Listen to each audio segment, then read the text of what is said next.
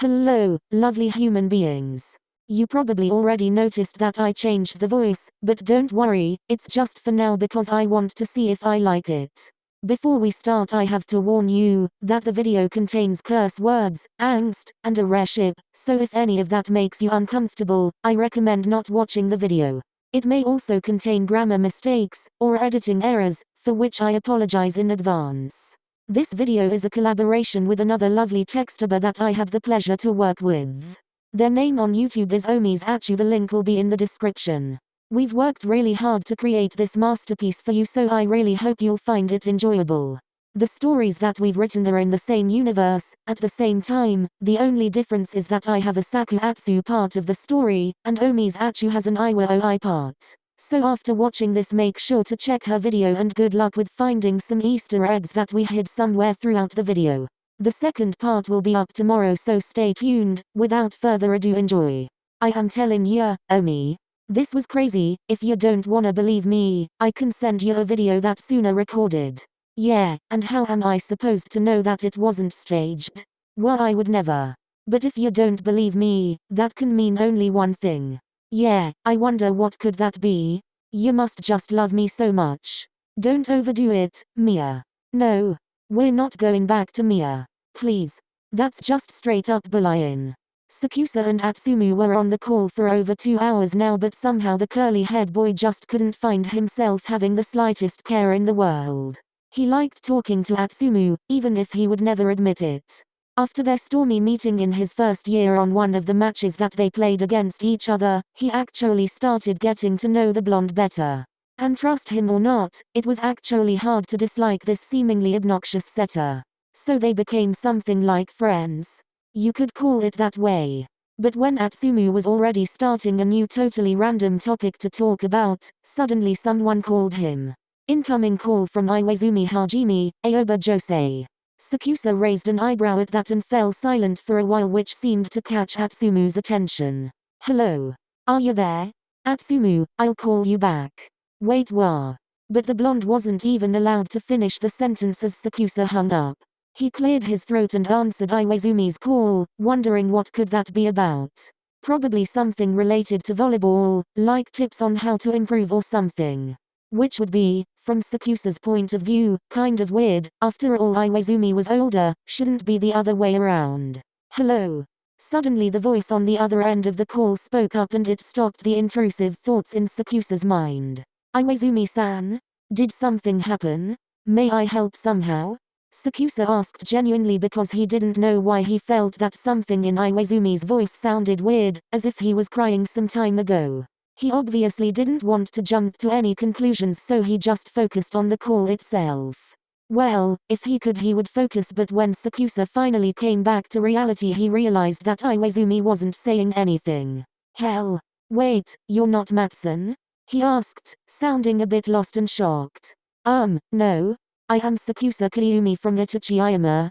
He didn't know why he introduced himself as a question, maybe because the whole situation was equally hilarious and weird.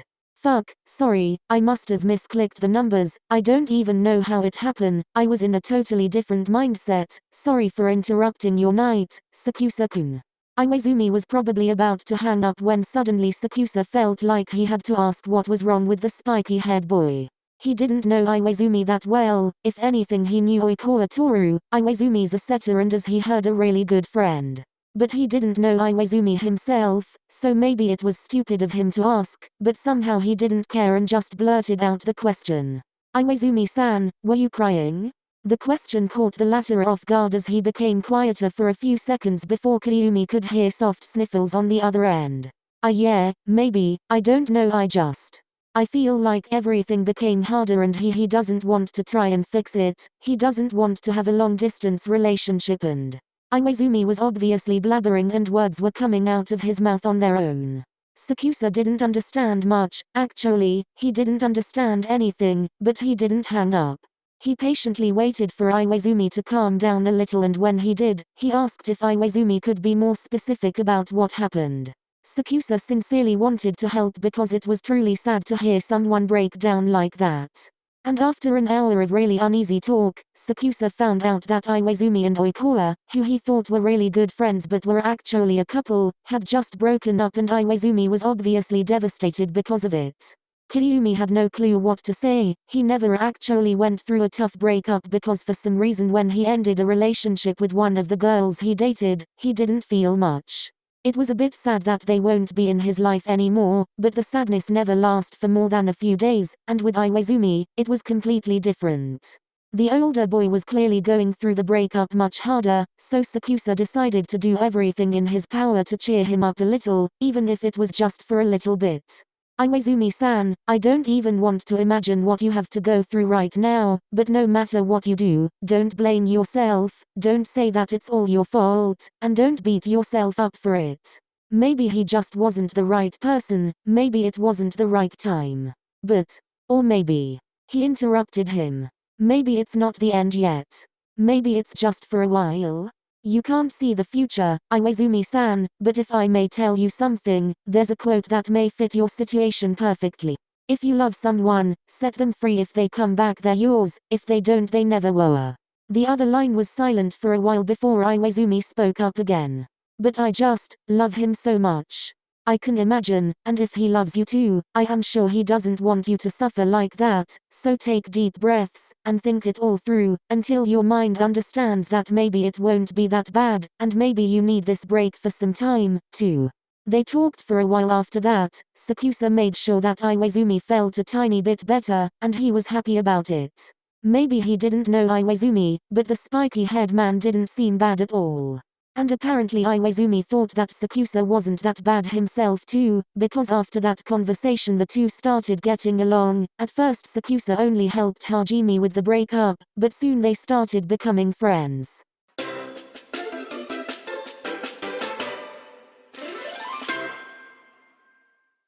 One year and 6 months later. It took Iwaizumi over a year to think that he can finally move on from the brunette. After the breakup, he was a complete mess, and in comparison to that time, he seemed like a new person now. At first, it was only Sakusa who was helping the spiky-haired man get over Toru Oikawa, but after Atsumu introduced himself to Iwaizumi, they became a small group of friends. Of course, Iwaizumi's best friends were still Maki and Matsun, but Iwaizumi always claimed that he treats most of his friends the same, so it didn't really matter. Kyumi still remembered how happy he was to see Iwaizumi finally gathering himself together and pushing to achieve his dreams, which he did, and started attending the university to become a sports trainer. Kyumi and Atsumu also pushed towards their dreams, Atsumu joining the popular volleyball teams by Black Jackals in Division 1, and Sakusa going to college to please his parents, before he too could join the professional volleyball team and follow his dreams. Their lives turned out really good, and they were just chilling in Iwaizumi's house one weekend after they decided to finally meet up. The three boys were chilling on the sofa, Atsumu leaned against Sakusa's side, and Iwaizumi sat on the pillow on the floor cross-legged. Hey, can I turn it up a little? I can barely catch what that girl is saying. Sure. Sakusa grabbed the remote and without looking at the buttons he clicked one, assuming it was the one that is responsible for volume. Unfortunately, it wasn't. He accidentally changed the channel and turned on the sports one, where right about now someone was interviewed.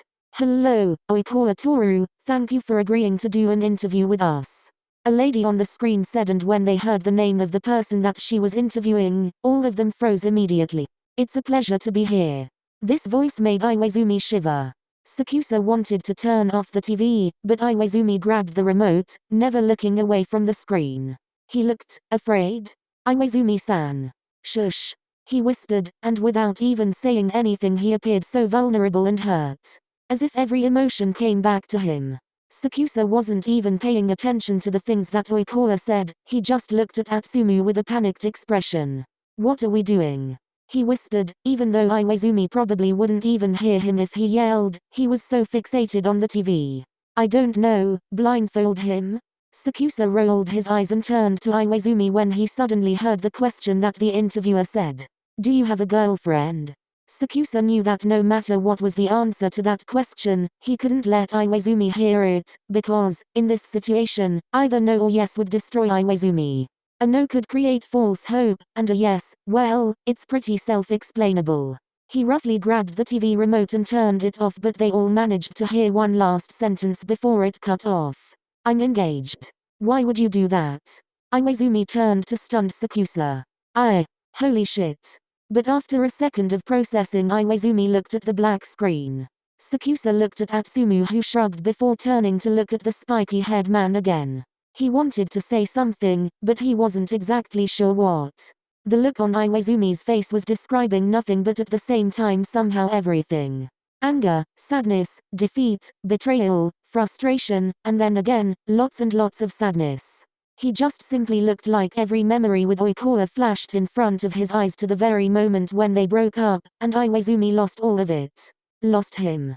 And now, the confirmation that when Iwaizumi still wasn't completely over Oikawa, the brunette actually got his life together and even managed to get engaged. It was devastating. Sakusa was looking at Iwaizumi with a pitying gaze, when suddenly the blonde approached him, whispering, "Omi, I think you should talk to him.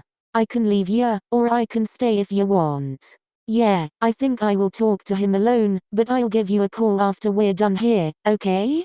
"Sure, just make sure not to stay up all night, okay? You must be tired and I don't even want to know what's going on in Iwa's head right now." "Of course, thank you, Atsumu. You have nothing to thank me for, Omi. I am just a phone call away if you need me, yeah? Have a safe way back. Thanks." Atsumu pulled Sakusa in a tight embrace and whispered to his ear, "Good luck." Before he smiled, patted Iwaizumi's shoulder, and left. The hug from Atsumu gave Sakusa a little strength before the conversation that he was about to have with this wreck of a man on the couch. "Iwaizumi-san? It's over." Iwaizumi almost interrupted Sakusa, but his voice was so quiet, so fragile, that Sakusa thought that sitting down and listening to what Iwaizumi had to say would be the best option. So he did. "What's over?" "Everything. My relationship with Oikawa, my friendship with Oikawa. Everything in the universe that said that after our breakup, we will ever find a way back together. If he's engaged, that means it's fucking over. He'll get married in Argentina, he will have kids and he will forget about Japan. And all that will happen without him at least telling me. We used to be best friends. Do you understand? I fucking knew him from when I had like 2 years. And now we're strangers.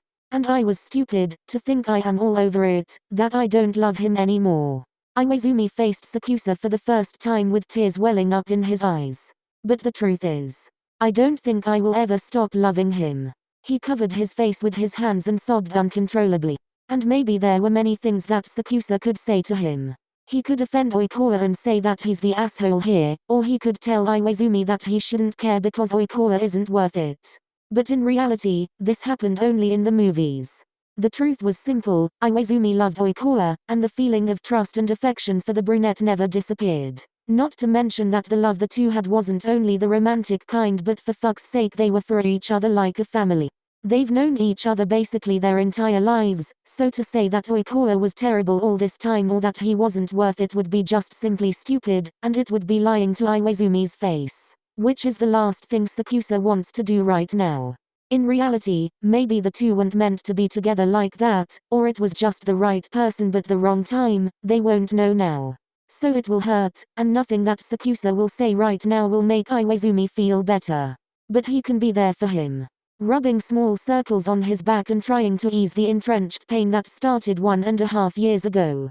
"It'll be okay, it hurts now but you'll be okay, give yourself some time." "I did." Iwaizumi sobbed, but Sakusa tried to be strong while seeing his friend like this, even though it was hard.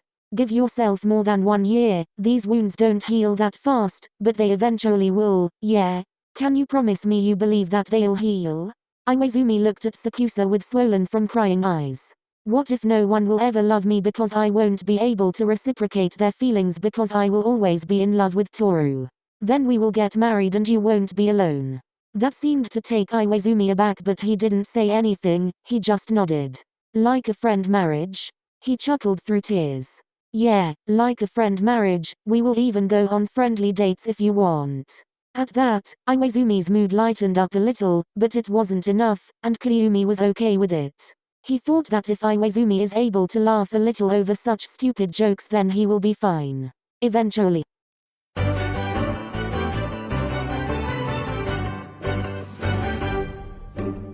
Another 2 years and 6 months have passed.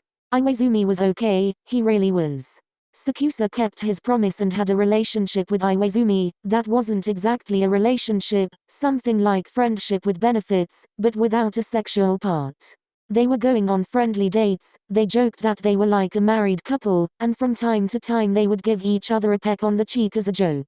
𝗫𝗬𝘬𝘭𝘵 didn't take it really seriously at first, because he and 𝗫𝗬𝘬 acted really similar to each other. He many times remembered how 𝗫𝗬𝘬 would cling onto him, they would cuddle or even sleep in one bed. It wasn't something abnormal, so he treated 𝘰𝘰𝘬𝘭𝘵 like someone more than a friend, but not exactly a partner. They were happy, 𝗫𝗍𝘳, 𝘰𝘰𝘬𝘭𝘵, and 𝗫𝗬𝘬's friendship was blossoming. 𝘰𝘰𝘬𝘭𝘵 almost finished his studies and was about to become a really successful trainer, and 𝗫𝗍𝘳 was really close to signing the documents with 𝘬𝘰𝘰𝘳, the volleyball team, which was attended by 𝗫𝗬𝘬𝘭𝘵 as well. Their lives went back on the right track, and even talking about 𝘬𝘰𝘰𝘂𝘭𝑚 wasn't very hurtful. Until it was. And 𝘰𝘰𝘬𝘭𝘵 appeared in front of 𝗫𝗍𝘳's door with a determined expression, and the first thing he did was kiss 𝗫𝗬𝘬𝘭𝘵. The curly-haired man was surprised, so he quickly stopped 𝘰𝘰𝘬𝘭𝘵 by grabbing his shoulders. "Hey, what are you doing? What happened?" "That's over, 𝗫𝗍𝘳, I can finally move on. 𝘬𝘰𝘂𝘭𝑚 doesn't have any control over me anymore, I don't feel what I did 4 years ago. I've moved on. And I wanted you to give us a chance. We get along well since this accidental phone call, and I think that we both felt that for some time now. I am sorry if I misread our relationship, and for kissing you so unexpectedly, but I just needed to tell this you now." 𝗫𝗬𝘬𝘭𝘵 was speechless, he had no idea what just happened, and why was 𝘰𝘰𝘬𝘭𝘵 so urgent, but he knew that he was confused about his feelings. Okay, he and 𝘰𝘰𝘬𝘭𝘵 had a complicated relationship for a long time, and it was hard to define, and technically he should be happy that 𝘰𝗰𝘬𝘭𝘵 finally wants to clear things out and label whatever they have, but something still bothered the curly-haired man. Why was 𝘬𝘰𝘂𝘭𝑚 involved in it again? 𝘰𝘰𝘬𝘭𝘵-san, what does it have to do with 𝘬𝘰𝘂𝘭? He asked with a raised eyebrow, and 𝘰𝘰𝘬𝘭𝘵 frowned. Why does it matter? Because I know that something is up, and you're acting very unusual. So tell me, what is it? 𝘰𝘰𝘬𝘭𝘵 looked hesitant for a moment before he deeply exhaled and looked at the ground. I met up with Maki and Matson. And, they told me that 𝘬𝘰𝘂𝘭𝘭 already has a 2-year-old child, with the woman he was engaged with, obviously. And when they told me, I am not sad anymore. Actually, I am angry at myself, because while my stupid ass still thought that maybe somehow he will come to Japan, to me, and we will reunite, he was building his little family. And I was wasting time here, so what do you say? 𝗫𝗍𝘳 was stunned. He didn't even know what shocked him more, the fact that 𝘬𝘰𝘂𝘭𝑚 had a child, the fact that 𝘰𝘰𝘬𝘭𝘵 didn't care, or the fact that 𝘰𝘰𝘬𝘭𝘵 wanted to date him. It was all messed up, and 𝗫𝗍𝘳 wasn't 100% sure if that was good, but he nodded. Yeah, I think we can try, he said with a smile. Maybe if our friendship is going well, then it wouldn't hurt to try something labeled.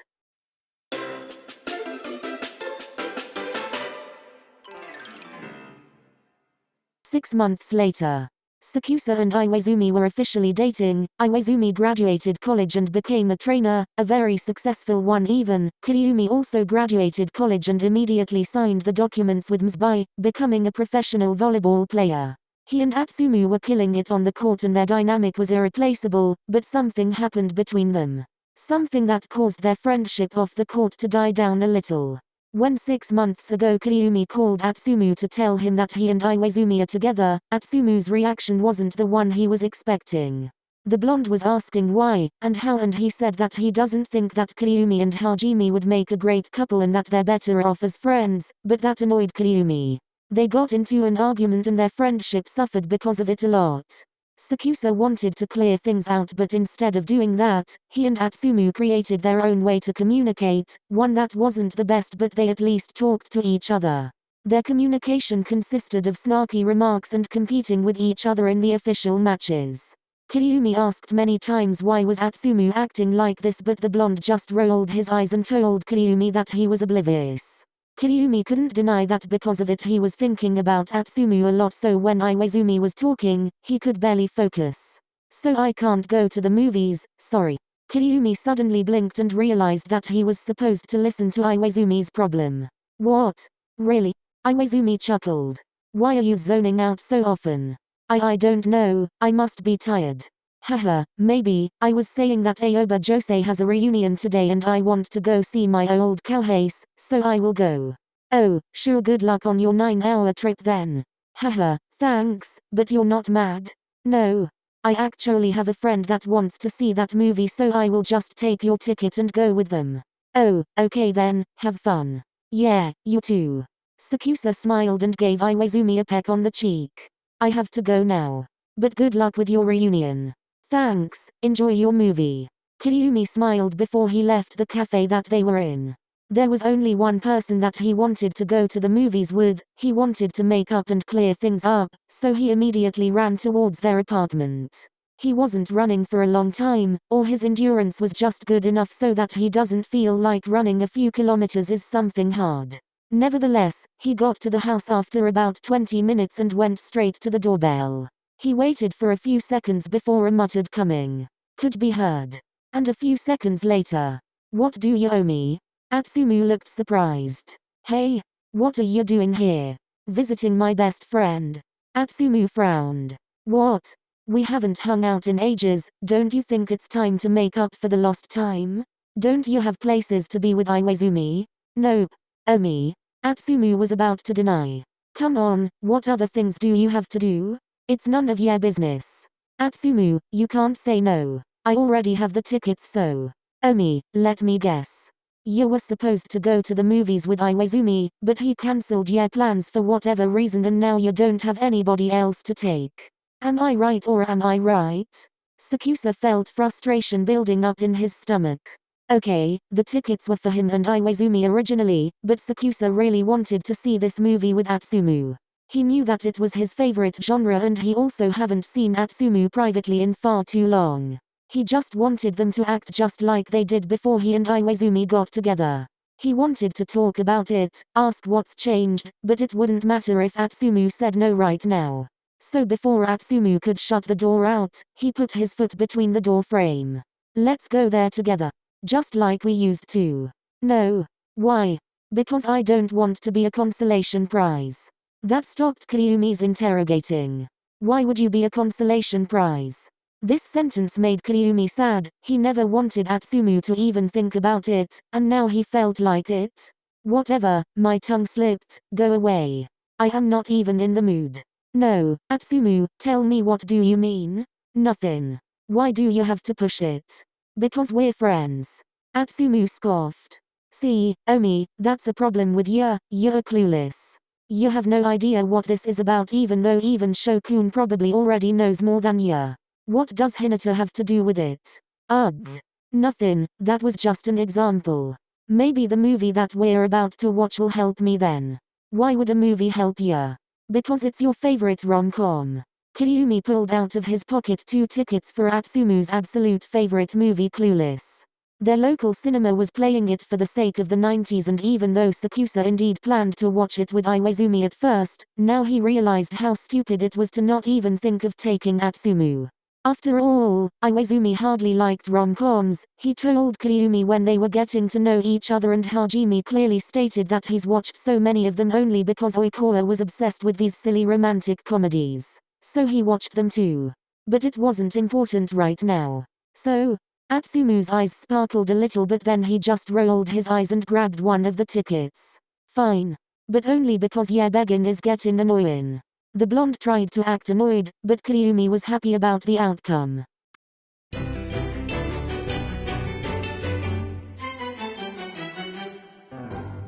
"I'm telling you, Cher was Amazon, as always. We should all watch and learn." "Achoo, I don't think we've watched the same movie." "Meh, you just have bad taste." The two men were going back and forth about the movie that they have just watched, and 𝘫𝘀𝘀 couldn't help but have a grin plastered on his face because of the cheerfulness that was radiating from Atsumu. He didn't want this evening to end, so he decided to take Atsumu somewhere else. Maybe then they would be able to talk all the things out.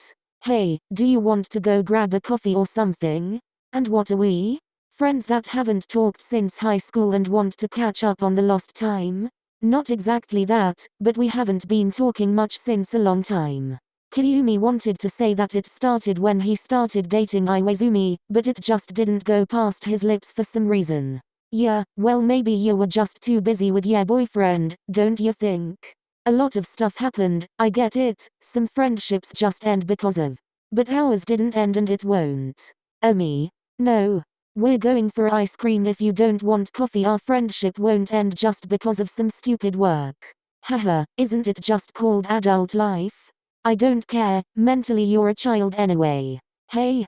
I am more mature in this situation. Nope. You're not, don't argue. But. Sakusa grabbed Atsumu's hand and started dragging him to the ice cream shop. Me? What is your favorite flavor? Do you want sherbet, or maybe you prefer mochi? Or just the regular chocolate one? Me? What? Calm your ass, you're acting like I am about to escape any second. Well, I am not 100% sure that you won't, so I won't run off. Calm down. Sakusa released the blonde's hand. What's wrong with ya? You're acting weird and I have no idea why. Because you seem like you're mad at me for some reason. Well, I am not mad at ya. Yeah right, and you just happen to avoid me at any cost if it's not related to volleyball. It's not true. Atsumu, we both know it is. I didn't want to say anything, but since Iwaizumi and I started dating, you distanced yourself. Not only from me but from Iwaizumi too. Atsumu frowned. What are you implying? I don't know, are you against our relationship or something? Or maybe you are jealous that you are not dating anyone? Me? I think you've gone crazy. First of all, if you're implying that I am against gay people, then hello, I am bisexual and I really don't care who dates whom as long as they're happy and it's legal. And second of all, I am not jealous. I am actually seeing someone. So why would I be jealous of you two? That wouldn't make any sense now, would it? I guess. Sakusa was listening to what Atsumu was saying, but at the mention of someone that Atsumu was apparently seeing, his stomach twisted a little.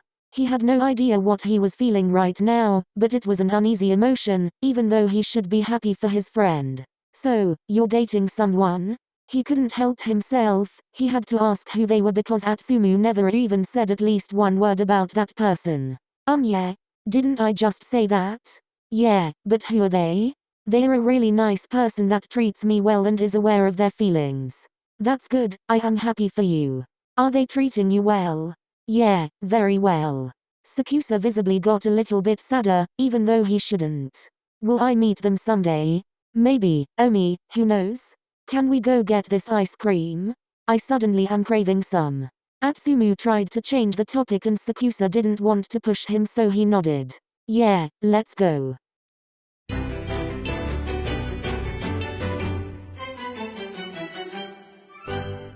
After they bought the sweet treats, they sat on one of the benches and talked some more about the movie.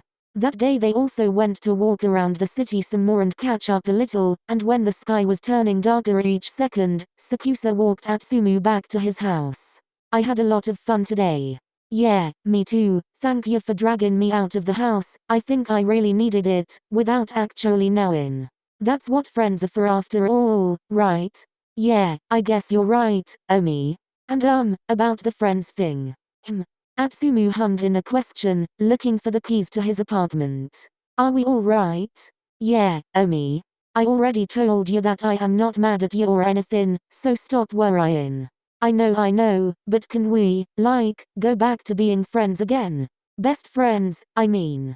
Let's hang out tomorrow too, it's the weekend anyway. Don't you have plans with Iwaizumi though? Atsumu asked, genuinely curious and surprised because for the last 6 months Sakusa rather has been choosing to spend time with Iwaizumi. And yeah, Sakusa remembered that Iwaizumi was coming back from the reunion yesterday, but for some reason, making things right between him and Atsumu seemed more important now. Besides, Iwaizumi will surely want to work some more before the match with Red Falcons that was supposed to be in about 2 weeks, so he didn't want to disturb him. No. I wouldn't offer a hangout if I did, besides, why are you always asking about him? It's okay for us to hang out, Iwa doesn't mind. He would actually really want to hang out with you too, just like we used to do. Atsumu scowled at that, at least that's what Kyumi thought he did, but it was hard to say because it was dark and Atsumu probably tried to scowl his facial expression under a fake smile. Yeah sure, I will think about it. And just text me when you're back home and I will tell you if I want to hang out, okay? Okay, good night, Atsu. Atsumu's smile softened. Yeah, good night, Omi.